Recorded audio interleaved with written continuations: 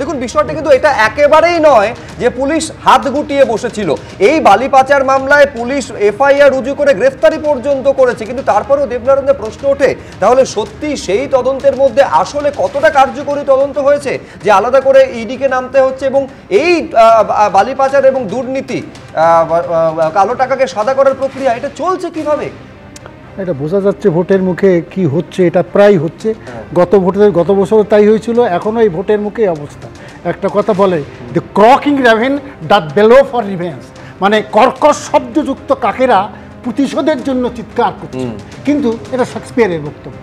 কিন্তু প্রশ্ন হচ্ছে এই কাকেরা এই যে চিৎকার করছে, আজকে কয়লা দেখেছি, গরু দেখেছি, বালি দেখেছি, এই চিৎকারই কোনো জিনিসে ফ্রুটফুল রেজাল্ট আমরা পাচ্ছি না। এ শুধু প্রতিশোধের জন্য চিৎকার, কিন্তু প্রতিশোধ হচ্ছে না, হ্যারাসমেন্ট হচ্ছে। এটা আজকে থেকে না, এই সরকার এই যখনই দেখছি এই বিজেপি সরকার। ঠিক, আমি শুধু একটা কথা এখানে দেবনারায়ণকে স্মরণ করিয়ে দেব, সবটা হচ্ছে প্রতিশোধ, রাজনৈতিক প্রতিহিংসা দেবনারায়ণ সরকার বলছেন। আমি আবার বলছি এইটা তদন্ত কিন্তু পুলিশ, রাজ্য পুলিশ শুরু করেছিল, এফআইআর করেছিল। সবটা যদি প্রতিহিংসা হয় তাহলে রাজ্য পুলিশ তদন্ত এবং অভিযোগটা করেছিল কি কারণে? এটা শুধু ঝাড়গ্রামের ছবি নয়, আসানসোলেও কিন্তু তল্লাশি চালিয়েছে, একেবারে টাকা গোনার মেশিন নিয়ে এই তল্লাশি চলেছে। পার্থপ্রতিম ঘোষ কি জানাচ্ছেন দেখুন, তারপর আমি আলোচনায় আবার আসছি। দীর্ঘ 11 ঘন্টা ধরে তল্লাশি চললো মনীষ বাগারিয়ার দপ্তরে এবং এই যে অফিস রয়েছে সেই অফিসে, এবং সেখান থেকে আমরা দেখতে পেলাম একটা ফাইলে বেশ কিছু নথিপত্র নিয়ে বেরোচ্ছেন তদন্তকারীরা। এবং এক্ষেত্রে দেখতে পাওয়া যাচ্ছে ইডির অফিসাররা তারা রয়েছেন এবং কেন্দ্রীয় বাহিনীকে সঙ্গে নিয়ে তারা কিন্তু এই অফিস ছাড়ছেন এই মুহূর্তে। এবং যে বিষয় উঠে আসছে এই যে বালি পাচারের যে তদন্ত, সেই তদন্ত নেবে। আজকে সকাল থেকে দেখতে পাওয়া যায় যে বিভিন্ন জায়গায় তল্লাশি শুরু হয় রাজ্যের বিভিন্ন প্রান্তে, এবং 11 ঘন্টা ধরে আসানসোলে জিটি রোডের এই দপ্তরে ইডির অফিসাররা তারা তল্লাশি অভিযান চালায়। ক্যামেরা ভগবান সাহের সঙ্গে পার্থপ্রতিম ঘোষ, বিপি আনন্দ, আসানসোল। দেখুন টাকা গোনার মেশিন কিন্তু ইডি ভেতরে নিয়ে গেছিল, এখন টাকা উদ্ধার হয়েছে কিনা, উদ্ধার হলে কত টাকা, সেটা অবৈধ টাকা কিনা সেটা সময়ের সঙ্গে সঙ্গে স্পষ্ট হবে। কিন্তু আমি এইখানে দ্রুত সজলদার কাছে আসতে চাইবো যে এই ইডির হঠাৎ করে জেগে ওঠা এবং নির্বাচনের দোরগোড়ায় এইটা কিন্তু সন্দেহ জাগাচ্ছে বিশেষ করে তৃণমূল কংগ্রেসের মধ্যে। মানে তৃণমূল কংগ্রেসের সন্দেহ নিয়ে আমার কোনো বক্তব্য নেই। আমার বক্তব্য হচ্ছে যে ধরুন এখানে তো কেউ তৃণমূল কংগ্রেসের নাম অব্দি বলেনি, কিন্তু আপনারা শুরু করলেন সেই দেবনারায়ণ দাকে দিয়ে, দেবনারায়ণ দাও শুরু করলো চোরেদের সমর্থন দিয়ে। আমার প্রশ্নটা এইখানে, ইডি রেড করছে, এখন নির্বাচন আছে বলে বালি চুরির যারা অপরাধী তাদের খোঁজা যাবে না, তারা যারা কয়লা চোর তাদের খোঁজা যাবে না নির্বাচন আছে বলে, এই যে মানসিকতা। নির্বাচন আছে বলে এই খোঁজার কাজটা, তৎপরতা, গতিটা বাড়বে, এটাও তো ঠিক না। না, সে তো নির্বাচন আছে বলে এখন ধরুন আপনাকে 1,10,000 টাকা পুজোয় দেবে, আবার মহাকালের মন্দির হবে, এসব তো সবই নির্বাচনকে কেন্দ্র করে, তো সত্যিকে অস্বীকার করার জায়গা নেই। কিন্তু আমরা আবারও একটা কথা বলি, সেটা হচ্ছে যে ইডি বা সিবিআই নিয়ে না আমি তাদের স্পোক্স পারসন, না আমি তাদের সমর্থন করছি, কারণ তারা দীর্ঘসূত্রিতা, বিভিন্নভাবে তাদের ব্যর্থতা, আর তার দায় এসে পড়ে ভারতীয় জনতা পার্টির ওপরে। এর দায়ও আমরা নিতে চাই না, কিন্তু আমরা চাই যারা প্রকৃত অপরাধী তারা শাস্তি পাক, তাদের জেল জরিমানা যা যা হওয়ার সেগুলো। এই মাথা চাই, এই সমস্ত কি সব সৌরভ রায় পায় এসব আর দেখতে চাই না। আমরা দেখতে চাই মাথাকে, আমরা দেখতে চাই ওই কালীঘাটের মাথা কিংবা হাজরার মাথা, ক্যামাক স্ট্রিটের মাথা, এই মাথাদেরকে আমরা কারাগারের অন্তরালে দেখতে চাই। শুধুমাত্র সজল ঘোষ চাইলে এটা হবে না, এই চাওয়াটা সমানভাবে ইডি এবং সিবিআই কে, এবং যারা ইডি যে অর্থমন্ত্রক রয়েছে এবং সিবিআই যেটা প্রধানমন্ত্রীর কর্মীবর্গ দপ্তরের মধ্যে পড়ে, সেটাকেও কিন্তু সমানভাবে চাইতে হবে। এই চাওয়ার মধ্যে কোথাও কোনো সদিচ্ছার অভাব রয়েছে কিনা রাজনৈতিক মহলের একটা বড় অংশ থেকে এই প্রশ্নটা বারে বারে উঠছে। কিন্তু চাওয়ার কথা বলছেন শুভেন্দু অধিকারী, বলছেন যে অন্তত 300টা জায়গায় এই বালি পাচার মামলা ইডি তদন্ত করা উচিত। কি বলছেন বিরোধী দলনেতা দেখুন। 3 জায়গা বলে না, আরো 30 জায়গায় করা উচিত, উত্তরবঙ্গেও আসা উচিত, বালি লুটের বিরুদ্ধে অভিযান হওয়া উচিত। জলপাইগুড়ির তৃণমূল কংগ্রেস পুরো বালি মাফিয়া সিন্ডিকেটের সঙ্গে যুক্ত, 3টে নদীকে ফাঁকা করে দিয়েছে এখানকার সভানেত্রী টিএমসি তার ভাই। উত্তরবঙ্গ থেকে দক্ষিণবঙ্গ নদীগুলোকে কেটে মেটে শেষ করে দিচ্ছে। যে আপনার ন্যাশনাল পলিউশন কন্ট্রোল বোর্ডের যে ডাইরেকশন আছে, কোনো জেসিপি মেশিন নদীর বেড়ে নামানো যায়, হ্যাঁ কি না বলে? যায় না। নদীর বেড়ে যে সিপি মেশিন নামছে, হ্যাঁ কি না বলে? এক্ষুনি গেলে যে কোনো নদীতে পাওয়া যাবে। জলের মধ্যেও নামাচ্ছে ছেঁকে তুলছে। এনফোর্সমেন্ট ডাইরেক্টরেট উচিত 3 জায়গায় নয় 300 জায়গায় রেড করা এবং এদেরকে তুলে নিয়ে যাওয়া। এদের যত বৈধ অবৈধ সব সম্পত্তি আছে অ্যাটাচমেন্ট করা। না, কিন্তু এই প্রশ্নটা সঙ্গত কারণে সলিলদা উঠবে, শুধুমাত্র তো বালি পাচার নয়, শিক্ষা নিয়োগ দুর্নীতি, পুরো নিয়োগ দুর্নীতি, রেশন দুর্নীতি, হাজারো দুর্নীতির অভিযোগ কেন্দ্রীয় এজেন্সি তদন্তকারী আধিকারিকেরা করে এবং তারপরে কোর্টে বারবার প্রশ্নের মুখে পড়তে হয় যে মাথা অবধি কেন পৌঁছানো যায় না। আমি বলছি কোথাও সদিচ্ছার অভাব রয়েছে নাকি তদন্তের গতি মাঝপথে হঠাৎ করে থেমে যায়, কোনো বিশেষ কারণে আবার তা জেগে ওঠে? দেখো, ইডির কাজটা কি বলো? ইডির কাজ হচ্ছে মানে তোমার মানি লন্ডারিং কোথাও হয়েছে কিনা সেটা সারা বছর ধরেই চলবে। এখন দেখো, দুর্গাপুজোর সময় কিন্তু পুলিশ প্রশাসনের দায়িত্ব বেড়ে যায়।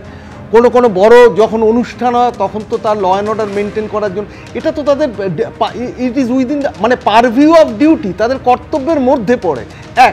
তুমি দেখো, দামোদর থেকে শুরু করে, কংসাবতী থেকে শুরু করে, সুবর্ণরেখা থেকে শুরু করে, তারাফেনী থেকে শুরু করে, ঝাড়গ্রামের দুল নদী থেকে শুরু করে সমস্ত জায়গায় দেখো নদী মানে rivers is being getting reverse, মানে গতিপথ চেঞ্জ হয়ে যাচ্ছে। এবং তুমি এর আগেও দেখো এই বালি মাফিয়ারা কাদের সঙ্গে যুক্ত, এই ল্যান্ড রিফর্মস থেকে শুরু করে কমার্স অ্যান্ড ইন্ডাস্ট্রি ডিপার্টমেন্ট যারা এদের টেন্ডার দেয়, টেন্ডার যদি তোমার 50 ফুট এরিয়া নিয়ে করতে দেয়, ওরা চলে যায় আরো 500 ফুট, যদি মেশিন নিয়ে করার কথা নয়। এটা ম্যানুয়ালি। নদীর গতিপথ পরিবর্তনের কথা বলছেন, এই ছবি আমরা বারে বারে দর্শকদের দেখিয়েছি যে কাটোয়ায় একটা নকল নদী তো এই পর্যন্ত তৈরি হয়ে গেছে, নকল নদী, এবং নদী চুরি হচ্ছে। নদী বাঁকুড়াতে তুমি দেখিয়েছো, এই সংবাদ মাধ্যমে দেখেছি যে না, বাঁকুড়াতে নদী চুরি হচ্ছে, ডোবা চুরি হচ্ছে, খাল চুরি হচ্ছে, তুমি দেখো বালি চুরি হচ্ছে, পাথর চুরি হচ্ছে, পাথর খাদান চুরি হচ্ছে, কয়লা মানে আনলিমিটেড আনকন্ট্রোলড স্মাগলিং হয়ে যাচ্ছে দিনের পর দিন, রাতের পর রাত। এবং তার ফলে কি হচ্ছে দেখো, আসল লোককে ধরতে হবে। যেটা বলছে যে তদন্তের মতন হচ্ছে, চুরির মতন হচ্ছে, দুটোই সমান্তরাল ভাবে চলছে। যেহেতু প্রশ্নটা এখানে দেবনারায়ণ সরকার তুলেছেন, তৃণমূলের তরফ থেকেও তোলা হচ্ছে যে নির্বাচন এলে এই তদন্তের গতিটা বেড়ে যায়, কিন্তু নির্বাচনের সঙ্গে কোনো সম্পর্ক রয়েছে কিনা বা নির্বাচনে কোনো প্রভাব পড়ছে কিনা। কিন্তু শুভময়দা, হাজারো একাধিক দুর্নীতির তদন্ত এখানে কেন্দ্রীয় এজেন্সি করেছে, কিন্তু ভোট বাক্সে তার খুব একটা প্রভাব দেখা যায়নি। আপনার কোথাও কি মনে হচ্ছে যে নির্বাচনের আগে এটা পুরো দুর্নীতি হতে পারে, বালি পাচারের দুর্নীতি হতে পারে, তার তদন্তে তৎপরতা ভোটে আদৌ কোনো এফেক্ট ফেলবে? হ্যাঁ, দেখুন, প্রথম বিষয়টা হচ্ছে যে নির্বাচনে এই যে দুর্নীতির প্রসঙ্গ যখন আসে তখন তার ফলে ভোটে কতটা এফেক্ট পড়ে বা কতটা প্রভাব পড়ে সেটা কিন্তু আমরা দেখেছি। এর আগে প্রচুর দুর্নীতির অভিযোগ তৃণমূল কংগ্রেসের বিরুদ্ধে এর আগের নির্বাচনগুলিতে উঠেছে। লোকসভা নির্বাচনের ক্ষেত্রে বিজেপি ভালো ফল করেছে, কিন্তু বিধানসভায় সেভাবে দুর্নীতির অভিযোগে ভোটের খুব একটা পরিবর্তন হয়নি।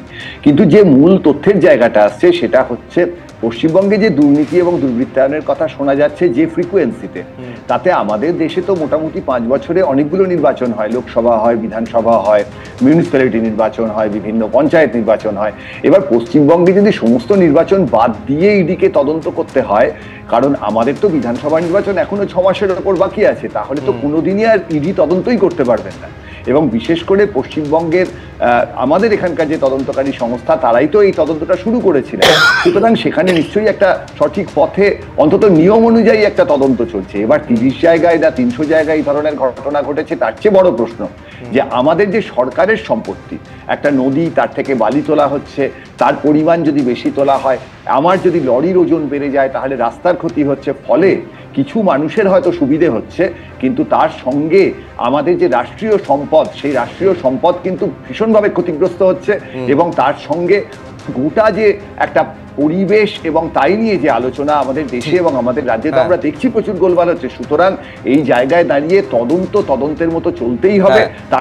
আমি শুধু এইখানে দর্শকদের মনে করাবো, যখন স্যান্ড মাইনিং পলিসির কথা ঘোষণা করেছিলেন 2021 সালে মুখ্যমন্ত্রী, তিনি এই কথাটা বলেছিলেন যে আগামী দিনে সকলে যেন মনে রাখে স্থানীয় সম্পদ লুট করা যাবে না, কিন্তু বাস্তবে সেটাই দিনের পর দিন, মাসের পর মাস, বছরের পর বছর হয়ে চলেছে।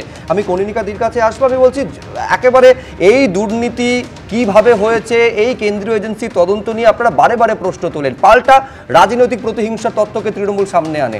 ভোটের শেষে কিন্তু দেখা যায় সেই রাজনৈতিক প্রতিহিংসা তত্ত্বকে মানুষ বিশ্বাস করছে, যে কারণে তৃণমূলের প্রতিটি বিধানসভায় ভোট বেড়েছে। কনিনিকাদি, দেখুন, ঠিক এইভাবে সহজ সরলভাবে রাজনীতিটাকে বিশ্লেষণ করা যায় না যে রাজনৈতিক প্রতিহিংসা তত্ত্ব বিশ্বাস করছে আর সেই কারণের জন্য আচ্ছা দুর্নীতিটা যদি হয় তাহলে তো উল্টো ফল হতো, তা তো বাস্তবে হচ্ছে না।